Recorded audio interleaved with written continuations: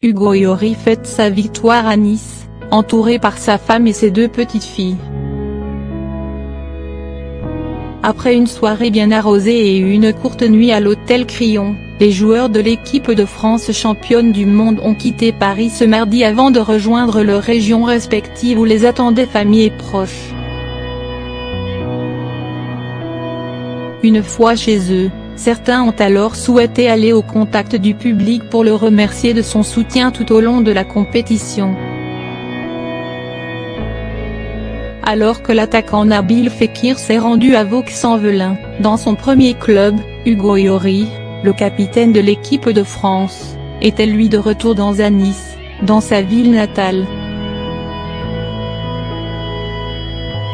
Né, éduqué et formé dans la capitale azuréenne, le gardien de but de l'équipe de France est apparu ce mercredi, aux alentours de 16 h, sur le balcon de l'hôtel de ville. Face à lui, massés devant la mairie, des centaines de supporters venus lui rendre hommage. Accompagné de son épouse, Marine, et de leurs 2 filles, Anne-Rose et Giuliana, collés de près par le maire de Nice Christian Estrosi, Hugo Lloris a pris la peine de glisser quelques mots au micro qui lui était tendu.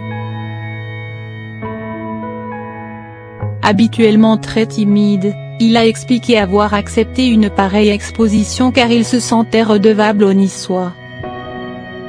« Je suis très touché de votre accueil » a-t-il lancé aux supporters présents en masse sous le balcon où il se tenait. « Je n'ai pas de mots pour vous remercier, c'est tellement fort » et a-t-il tenté d'ajouter avant que ses paroles ne soient noyées sous les airs de champion du monde scandés par la foule.